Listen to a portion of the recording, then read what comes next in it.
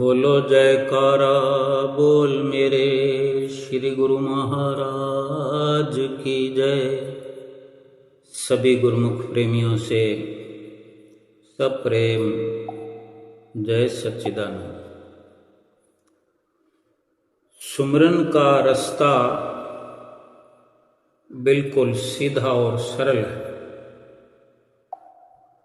इतना सीधा और सरल है कि जितने बाकी साधन आत्म कल्याण के, भगवत प्राप्ति के हम करते हैं, बेशक जो 5 नियमों की पालना भी हम करते हैं, फिर भी उन सभी से सीधा और सरल रास्ता स्मरण का है। इसलिए हमारे महापुरुषों ने बार बार जोर दिया है कि 5 नियमों के साथ सुमिरन जो है जरूरी है। हर मनुष्य भरपूर क्षमताओं से परिपूर्ण है, क्योंकि हर मनुष्य ईश्वर का एक अंश है। जो दुख आज इंसान के जीवन में देखने में आता है, जो दुख पैदा होता है जीवन में, या दुख तभी पैदा होता है जब हम अपने वास्तविक स्वरूप को भूल जाते हैं, अपने आप को भूल जाते हैं। इंसान जीवन के सत्य को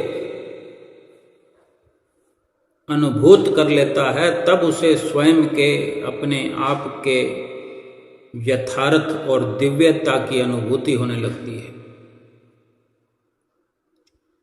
इन सभी शक्तियों में से ही एक सुमरन है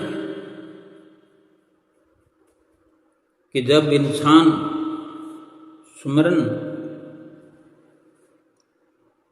की राह पर आ जाता है, सुमरन की सड़क पर आ जाता है, बेशक जीवन भर प्रयास करता रहे, लेकिन जिस दिन सुमरन की राह पर आके खड़ा हो गया कि अब मेरा रास्ता ये सीधा है, इस राह पर जब हम चल पड़े, सुमरन की राह पर, यानी सुमरन की शुरुआत दृढ़ता से कर दें, कभी पीछे मुड़ करके देखने की जरूरत नहीं समझें कि सुमरन करना चाहिए कि नहीं करना चाहिए, क्या ज़रूरत है। अपने अंदर ऐसी निष्ठा और श्रद्धा पैदा करें, अटल विश्वास पैदा करें कि सुमरन के बिना मेरा जीवन कुछ भी नहीं है। फरमाया करते हैं, गिरते रहे दुनिया में हम अपनी हसरतों की खातिर, सतगुरु के इश्क में गिरे होते तो रहमत में कमी न रहती,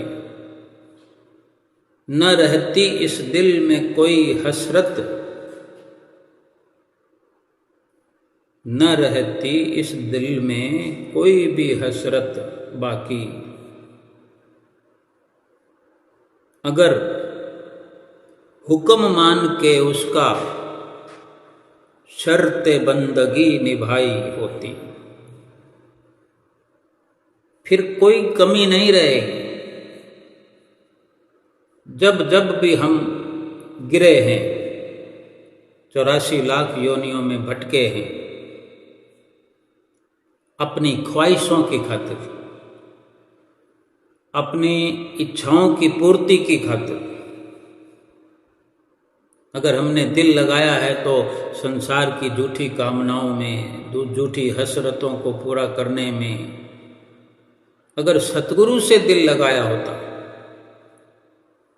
सतगुरु की चरण शरण में गिरे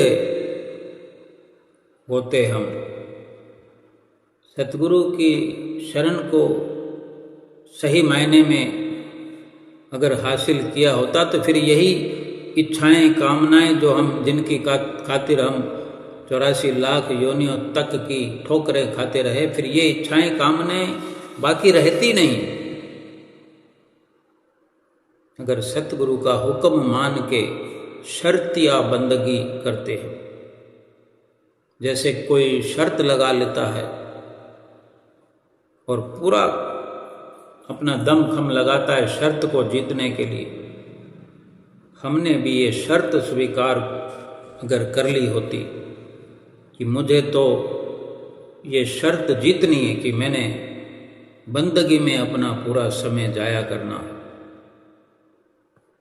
तो फिर कोई कारण नहीं कि हम 84 लाख योनियों में चले जाते या अब चले जाएंगे, ऐसा हो नहीं सकता। यूं तो दुनिया में अपनी मर्जी से इंसान दान करता है, पुण्य करता है, भलाई करता है, मदद भी करता है,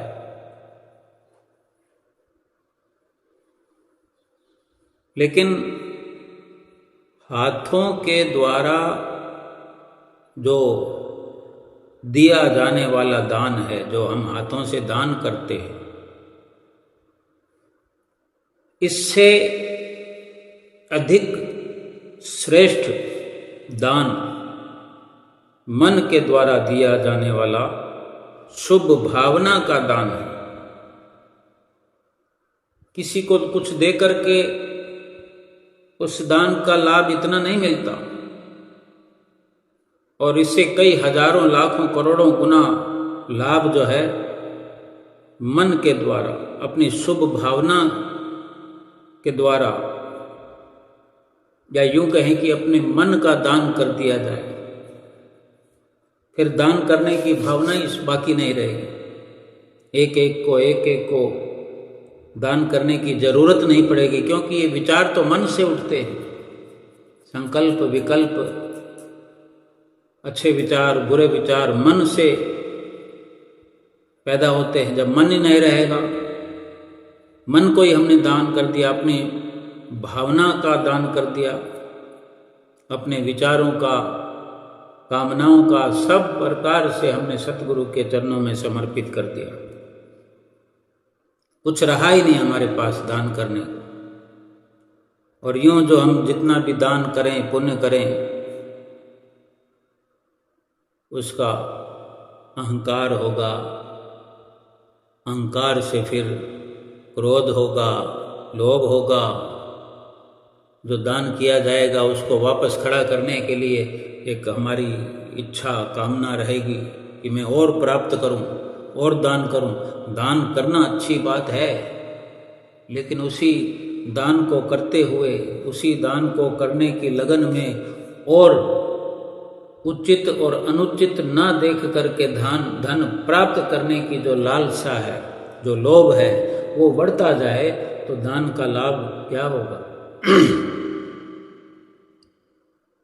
दान वापस अवश्य मिलेगा, बढ़ चढ़ करके मिलेगा, 10 गुना, 20 गुना, 50 गुना, 100 गुना। क्या मालूम किसकी क्या दुआ हमें मिलती है, उतने गुना मिलेगा। जब भगवान की इच्छा है जितने मर्जी गुना देगा, लेकिन जो उचित और अनुचित का ज्ञान किए बिना, समझ किए बिना इकट्ठा किया जाता है, धन कमाया जाता है लोभ के वश होकर, उधर से जो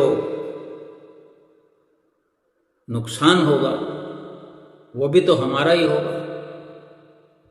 ऐसा नफा किस काम का कि 100 रुपये का नफा हो और 500 रुपये का नुकसान हो जाए? कब तक चलेगा? केवल बात को समझने की जरूरत है कि महापुरुष जो हमें सुमरन की लाइन पर लाना चाहते हैं, सुमरन की सड़क पर लाना चाहते हैं, उसमें नुकसान कुछ भी नहीं है। ना उसमें अहंकार आता है, ना फिर अहंकार आने के बाद कोई क्रोध आता है, न लोभ आता है, न मोह रहता है, न काम रहता है। सब कुछ जल जाता है उस सुमरन की, ज्ञान की ज्वाला में, उस रोशनी में, उस तेज में, उस प्रकाश में। ये सब अंधेरे के काम, क्रोध, लोभ, मोह, अहंकार, ये जो सब तरह के अंधेरे के अंदर दिखने वाले, चमकने वाले जुगनू हैं, ये सब उस प्रकाश में जल करके भस्म हो जाते हैं और केवल लाभ ही लाभ फिर सुमरन में होता है। और जितने कर्म कांड हम करते हैं सब कामनाओं से प्रेरित होते हैं। कोई हवन कराते हैं, यज्ञ कराते हैं, कहीं पैदल चल के जाते हैं सैकड़ों किलोमीटर की दूरी पर, या हम उसको सोने का छत्र चढ़ाएं, चांदी का छत्र चढ़ाएं। एक विचार करने वाली बात है कि जहां जिसको हम दे रहे हैं भगवान के आगे, जैसे कि हम श्री गुरु महाराज जी के सेवक हैं, श्री गुरु महाराज जी को हम कुछ ले जाकर भेंटा करते हैं, एक बड़ी मधुरता से, बड़े मिठास से अपने अंदर विचार करें कि क्या श्री गुरु महाराज जी को इन सब आडंबरों की जरूरत है जो हम देखते हैं, जो हमें दिखाई दे रहा है महापुरुषों की रचना में। आडंबर ही आडंबर नजर आता है, उनको जरूरत नहीं है। ये एक नक्शा बना है हमारी भावनाओं का, हमारे शुद्ध विचारों का, हमारी शुभ भावनाओं का, हमारे मन में जो शुभ भाव उत्पन्न होते हैं, जिससे हम अपने संस्कारों के वशीभूत, प्रारब्ध के वशीभूत, जो हमें ये अवसर मिला है, हम सतगुरु की ओर खींचे चले जाते हैं। ये इस दरबार का जो नक्शा है, ये कई प्रकार के इशारे करता है। ये हमारे घर से दूर है, घर से हटकर है, संसार से हटकर है, संसार से बढ़कर है। वहाँ जा कर के हमें कोई चिंता नहीं रहती, कोई फिक्र नहीं रहता, कुछ कमाना नहीं है, कुछ खर्चना नहीं है, बस सेवा करो, खाओ, दर्शन करो, खाओ। यानी सब कुछ अपने आप होता चला जाता है।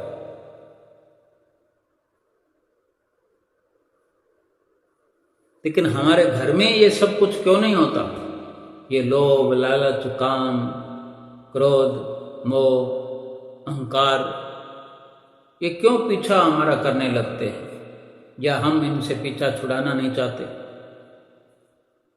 थोड़ी दिनों की ये हमें मोहलत मिलती है तो हमारे अपने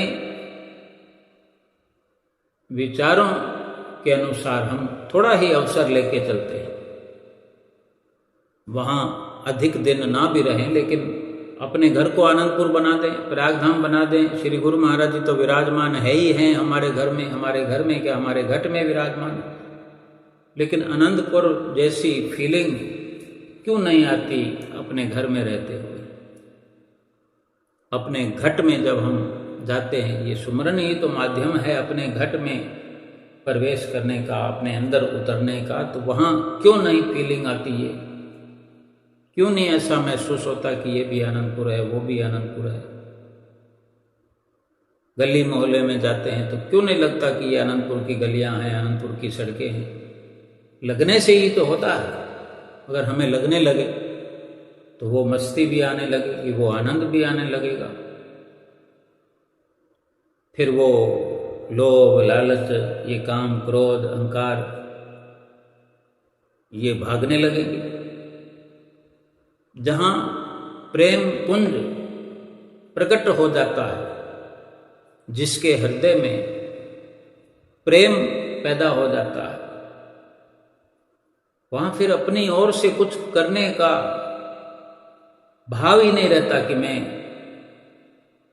क्या किसी की मदद कर सकता हूँ, क्या मैं किसी को भला चंगा कर सकता हूँ, क्या मैं दान कर सकता हूँ। ऐसे विचार ही खत्म हो जाते हैं। मैं कौन होता हूँ किसी को करने वाला। हाँ, जो हाथों से होता है उसमें सतगुरु के इशारे की झलक होती है कि ये मेरे सतगुरु मुझसे करवा रहे हैं। दान करने का महात्म्य समझने के लिए एक दृष्टांत है।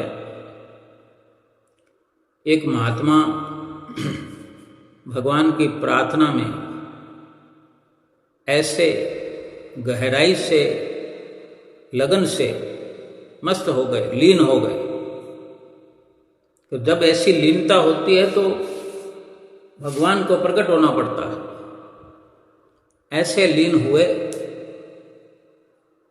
कि भगवान प्रकट हो गए।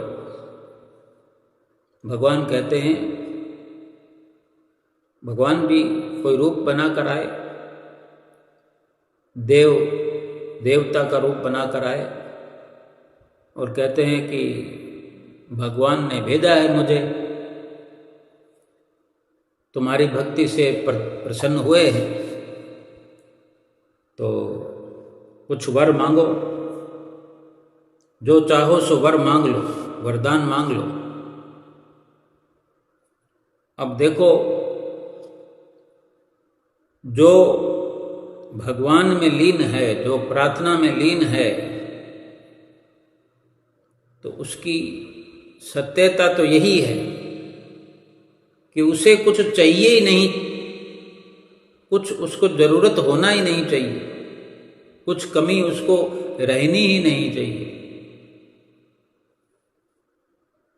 तो वो महात्मा यही कह रहे हैं कि भाई मुझे तो कुछ कमी है ही नहीं, मुझे कुछ चाहिए नहीं, क्योंकि मुझे पहले ही जरूरत से ज़्यादा मिला हुआ।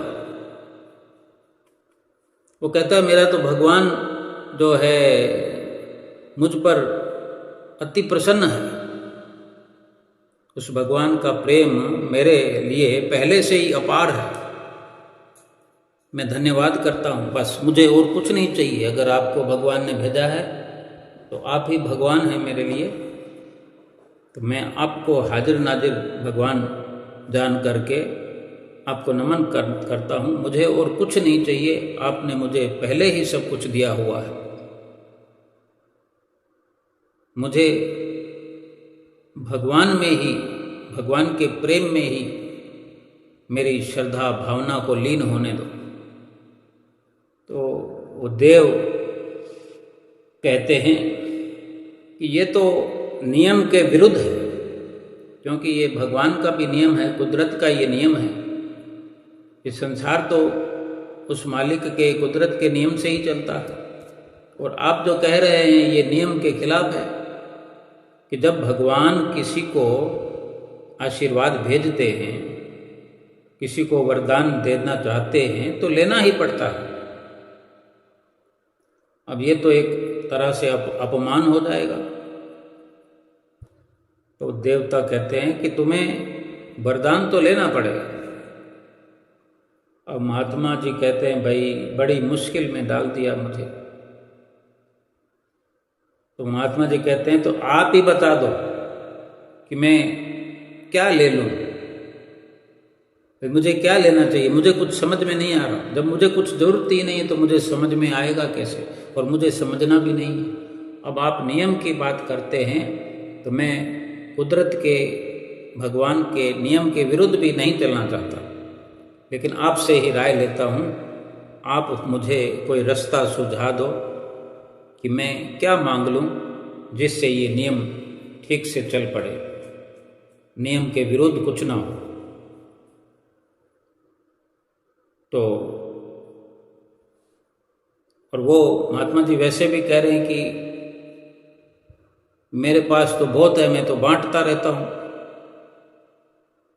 उसके प्रभु उस प्रभु के प्रेम ने मुझे ऐसा भर दिया है कि मैं बांटता हूँ और बढ़ता है, बढ़ता जाता है। जो मेरे पास है मैं और बांटता हूँ और बांटता हूँ, कभी कुछ कमी होती ही नहीं।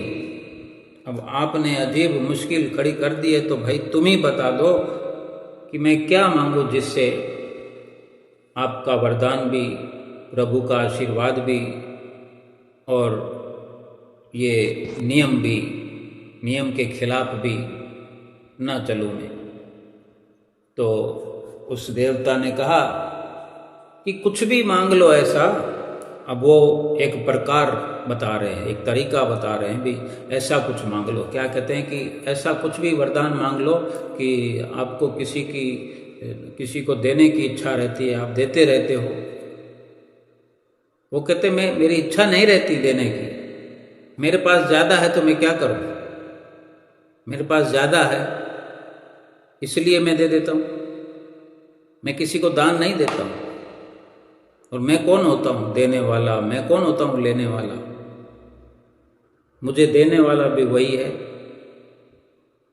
और लेना भी चाहे तो वही मुझसे ले सकता है, मैं दे नहीं सकता किसी को।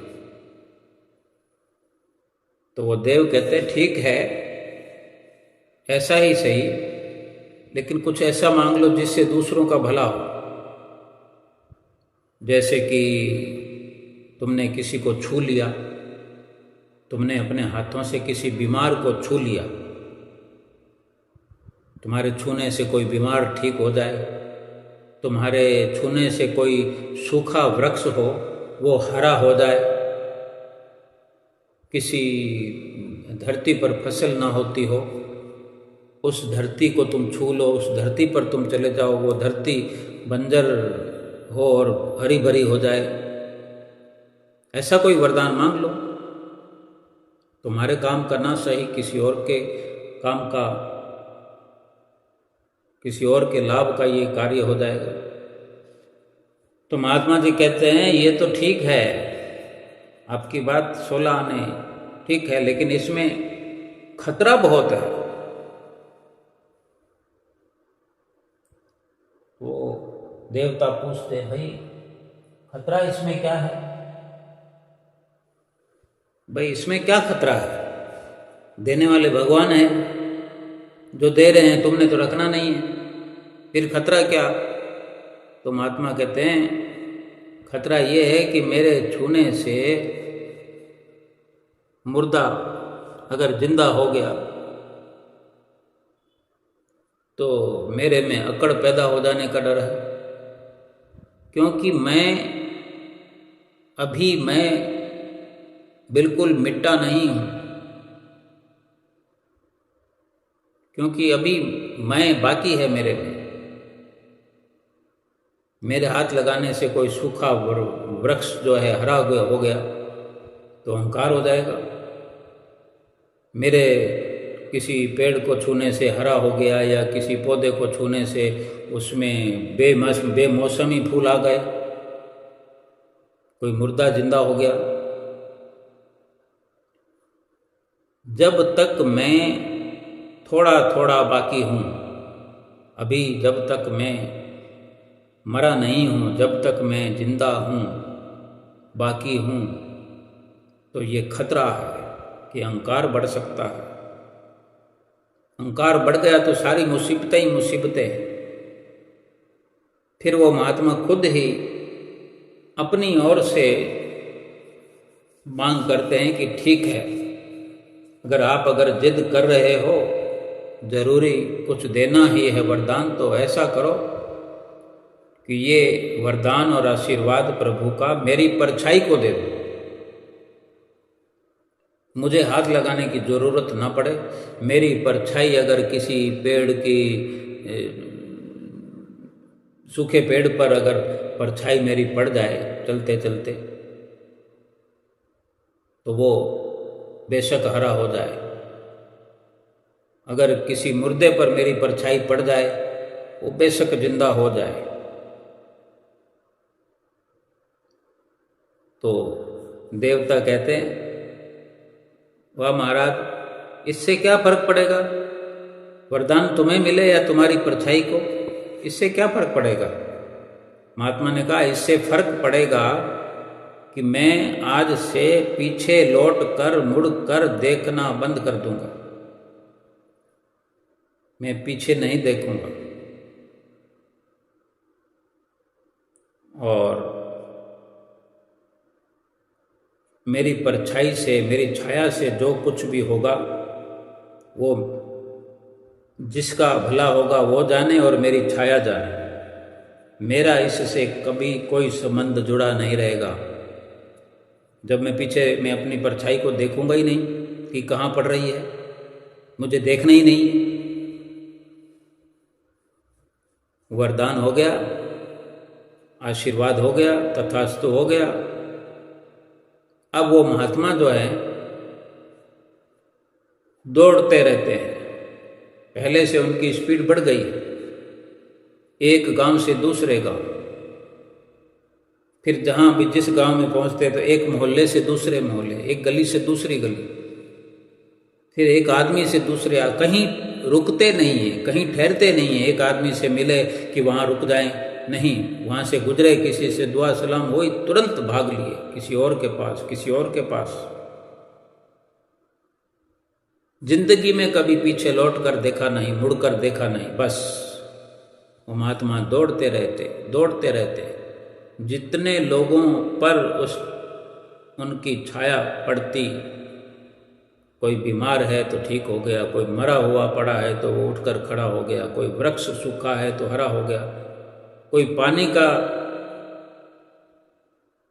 कोई झरना सूखा पड़ा है तो वो भी चल पड़ा। बस वो दौड़ते रहते, पीछे लौटकर मुड़कर नहीं देखते। वो कभी एक गांव में रुकते ही नहीं, क्योंकि जितना दूर भाग सकेंगे दूर दूर भागते रहेंगे, और जितने लोगों पर छाया पड़ती जाएगी उतना परोपकार होता जाएगा। और उन्हें तो अब याद भी नहीं है, एक स्वभाव उनका बन गया कि मुझे इसी प्रकार से चलना है। और पहले दिन से निश्चित हो गया कि मेरे में अभी मैं बाकी है, मैं मरा नहीं हूँ। अगर मैं मर जाए तो फिर इनका असर भी नहीं होता। उसको याद भी नहीं, उसको पता ही नहीं, क्योंकि पीछे उसने देखा नहीं कभी कि कौन कौन ठीक हो रहा है, कौन सा पेड़ हरा भरा हो रहा है, कहाँ बिन मौसम के फूल किस पौधे में आ रहे, कोई हिसाब नहीं। अगर जीवन के अंत में वो परमात्मा के पास पहुंचता है तो वहाँ वो बता नहीं सकता कि मैंने कितने मुर्दों को जिंदा किया, कितने वृक्ष मेरे कारण हरे हुए, या मेरी परछाई से कितने वृक्ष हुए हरे भरे हुए, कितने मुर्दे जिंदा हुए, कितने झरने बहने लगे, कितनी बीमारियां मिट गई। उसके पास कोई हिसाब नहीं है। इसी तरह प्रेम हिसाब जानता ही नहीं। जहाँ प्रेम होता है, यानी प्रेम पीछे मुड़कर नहीं देखता, प्रेम में कोई गणित नहीं है, प्रेम में कोई तरीका नहीं है, कोई उपाय नहीं है, कोई समाधान नहीं है। प्रेम तो प्रेम है बस, प्रेम तो बस यही पल है, यही क्षण है जो अभी हमने जिया, जो अभी इस पल जी रहे हैं, यही प्रेम है। ना सुख का ना दुख का, ना सुख ना दुख। सुख और दुख भूत और भविष्य की दशाएं हैं। सुख था, सुख होगा, दुख था, दुख होगा। जो था वो भूतकाल, जो होगा वो भविष्यकाल, अभी जो है वो वर्तमान है। ये है प्रेम। इसमें जो आनंद है जहां कुछ भी नहीं सिवाय आनंद के, वो प्रेम है। संसार का प्रेम तो ऐसा नहीं। जब जब भी जिसने प्रेम किया है, प्रभु को पाया है। जैसे फरमाते भी हैं कि जिन प्रेम कियो तिन ही प्रभु पायो, कि प्रेम के सिवा प्रभु को पाने का कोई रास्ता नहीं। आडंबरों से प्रभु को नहीं पाया जा सकता। आडंबरों से कर्म बनते हैं, आडंबरों से गिनती होती है कि इतना ये किया, इतना ये किया, क्योंकि ये लेन देन, ये हिसाब किताब एक हाथ ले और एक हाथ दे, हिसाब किताब बराबर। अगर हमने किसी कामना को रखकर कोई दान किया, पुण्य किया, कामना पूरी हो गई, दान का महात्म्य कहाँ रहा, दान का लाभ कहाँ रहा? हमारे इस अनमोल जीवन का क्या होगा अगर हमने दान करते हुए उसका लाभ, उसका फल मन में विचार किया? मिलेगा तो कुदरत के नियम के अनुसार।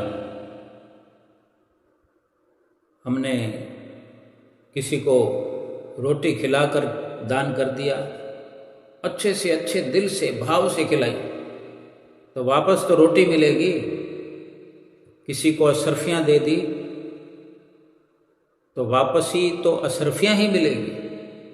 किसी को अगर बंगला दान में दे दिया तो 2, 4, 10, 20 बंगले मिल जाएंगे। आज देखते हैं हमारे साथ में ही रहने वाले, आसपास रहने वाले, इतना कि हमारे एक ही परिवार के, एक ही माता पिता की हम संतान हैं, अगर 4, 5, 6 लोग हैं,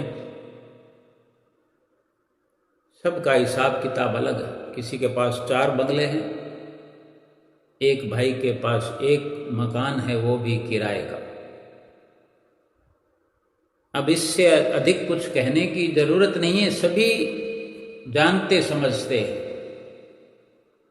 तो कहीं ना कहीं तो दान का महात्म्य समझ में आ रहा है। बड़ी बात यह है कि इंसान बनकर जो आए हैं, अगर झोंपड़ी भी है हमारे पास, इंसान का बनना भक्ति के अलावा और कोई भी कारण नहीं हो सकता।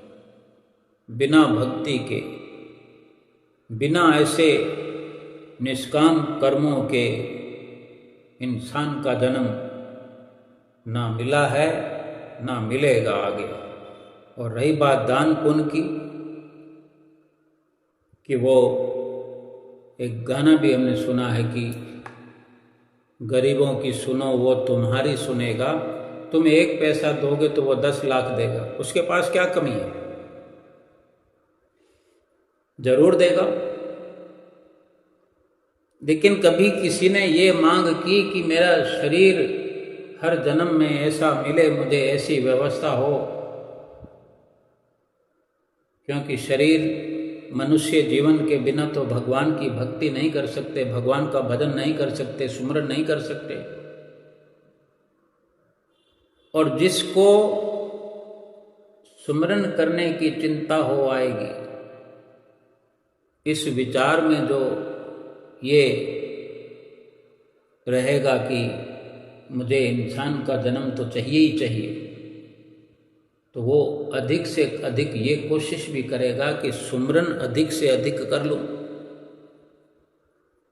बाकी के जितने भी रास्ते हैं वो इसी के अंदर समाये हुए हैं, दिखते नहीं। और फिर दान अगर हमने किया, भक्ति नहीं की, 1.25 मन सोना दान रोज करें तो क्या मनुष्य शरीर तो नहीं मिलेगा?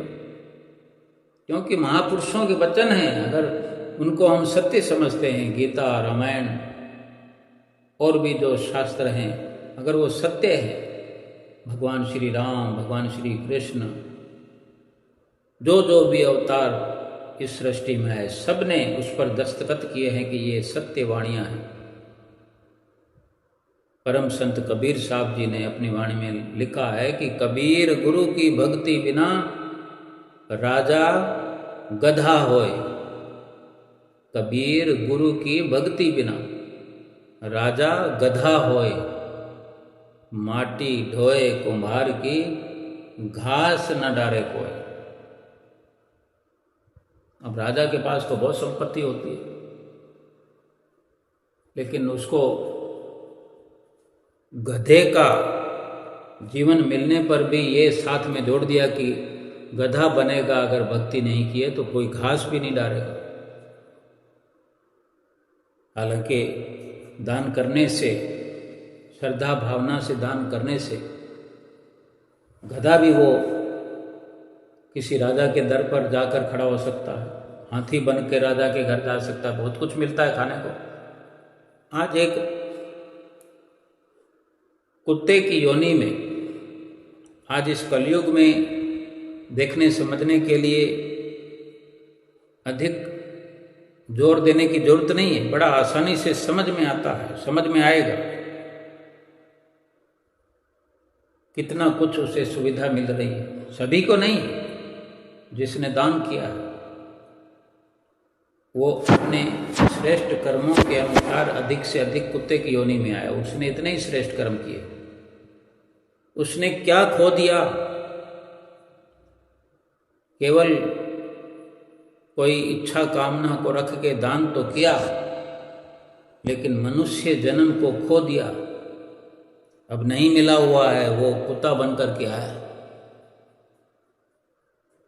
या कोई गधा बन करके आया, या हाथी बन करके आया।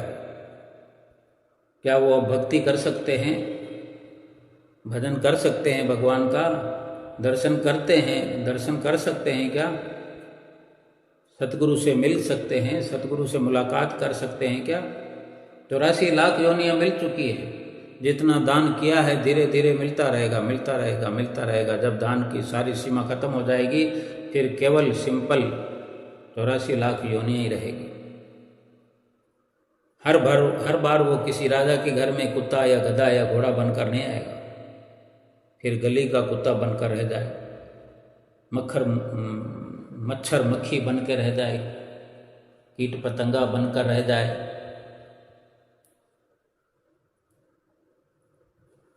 ये जन्म तो गंवा दिया, पूरी तरह से बाजी हम हार गए। और जो अभी हम समझ करके देखें, विचार करके देखें कि जो जन्म हमें मिल गया, जिस श्रेणी में हम चले गए हैं, वो 84 लाख योनियों की श्रेणी है। कब खत्म होगी वो, उसका कब अंत होगा? बेशक उसका वर्णन तो हो गया है कि 84 लाख योनियां, 84 लाख योनियां, 84 लाख योनियों की अगर गिनती करेंगे, किसी कागज पे लिखेंगे, थक जाएंगे, हाथ थक जाएगा, कलम चलते चलते थक जाएगी। तो भोगने में क्या हालत हो जाएगी जीव की? जीव तो वही है, मनुष्य शरीर कुर्बान कर दिया है 84 लाख योनियों पर। 84 लाख योनियां प्राप्त करने के लिए क्या मनुष्य जीवन की बलि चढ़ाई हमने? क्या मनुष्य जीवन इसलिए मिला था? इतना बड़ा लाभ कमा लिया हमने। अब भजन सुमरन करने की बारी कब आएगी? ये जीव आत्मा पड़ी सब योनियों में, 84 लाख योनियों में पड़ी रोएगी, कुरलाएगी, तड़फेगी उन शरीरों के माध्यम से। जीवात्मा पर कोई चोट का कोई असर नहीं पड़ता, उस पर कोई फर्क नहीं पड़ता। तलवार चलाई जाए, आग में फेंक दिया जाए, पहाड़ से गिरा दिया जाए, लेकिन जो संबंध शरीरों का है, वो शरीर आत्मा के माध्यम से ही दुख सहन करते हैं। आत्मा निकल जाए तो शरीर को कोई असर थोड़ी होता। आत्मा निकले हुए शरीर को काट डालो, क्या वो चिल्लाएगा? ऊपर पहाड़ से पटक दो, क्या वो चिल्लाएगा, रोएगा, या बताएगा कि मुझे दर्द हो रहा है? उसकी हाथ काट दो, पांव काट दो, आंख निकालो, कुछ नहीं बोलेगा, कुछ नहीं कहेगा, क्योंकि उस शरीर के दुख दर्द का माध्यम तो आत्मा है। लेकिन ये अनुभव जीव को समय रहते करना है कि 84 लाख योनियों के इस पचड़े में क्यों पड़ना। लेकिन आज हमें जो अवसर मिला हुआ है वो भजन सुमरन करने के लिए मिला हुआ है। और कहाँ हम टाल मटोल में लगे हुए हैं, कहाँ गिनतियां गिन रहे हैं। क्या जरूरत है? हमारे पास कुछ भी नहीं है, कुछ भी अगर दान पुण्य करने को भी नहीं है तो किसी को जरूरत कहाँ है? हम क्यों सोचते हैं कि हमारे करने से कुछ होगा? हमारे पास अगर लगता है अधिक है तो आंख बंद करके दे सकते हैं, लेकिन जो हम असल लाभ प्राप्त करना चाहते हैं वो है सभी साधनों से ऊपर सुमरन, भजन अभ्यास, श्वास श्वास बंदगी।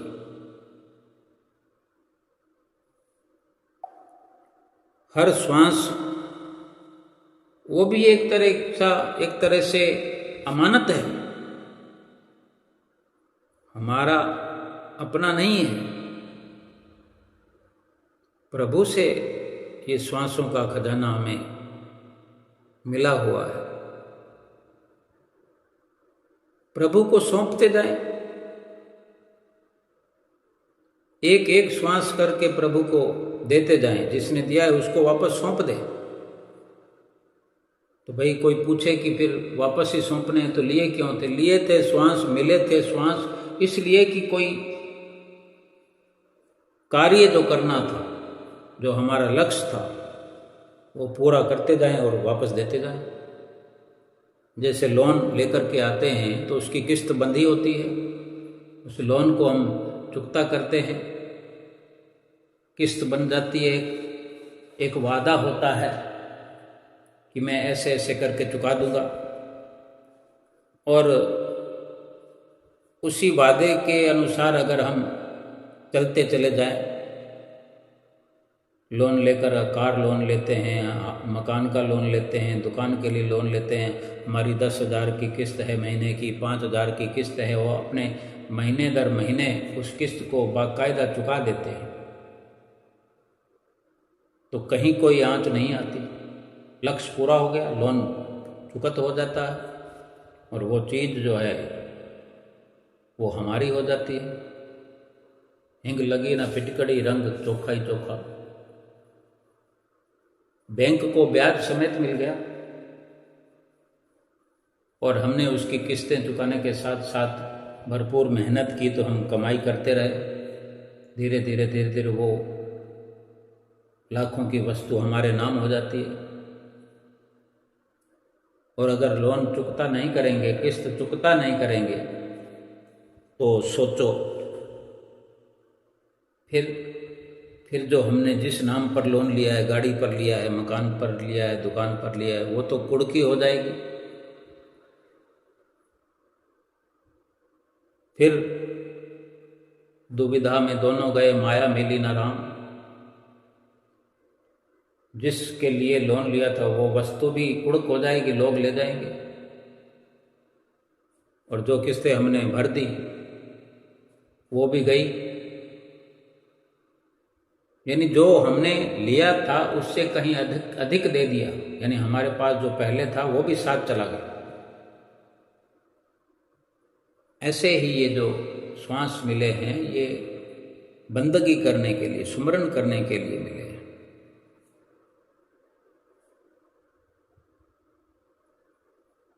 एक एक श्वास अब सुमरन में लगता है हम सुमरन कर रहे हैं, जैसे हम सुमरन में बैठे, श्वास लिया,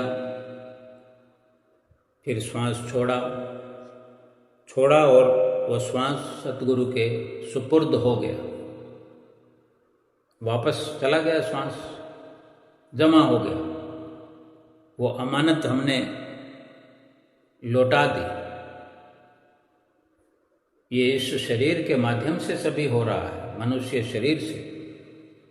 अब उसको चाहे अमानत हमने लौटाई यूं समझ लें, अब चाहे यूं समझना चाहें कि हम तो दान कर रहे हैं। दान का भाव तो सुमरन की राह पर चलने वालों का समाप्त हो जाता है। और एक एक श्वास इस प्रकार से अगर हम लौटाते जाएं तो श्वासों का जखीरा पीछे खत्म नहीं होता, बढ़ते जाते हैं। जितने श्वास हमने सुमरन में लगाए उतने श्वास हमको बढ़ करके और मिल जाते हैं। और कभी जिसके पास श्वासों का खजाना अखुट है, इस प्रकार प्रभु बंदगी में जो लीन होता है, प्रभु उसे मालिक बना देते हैं।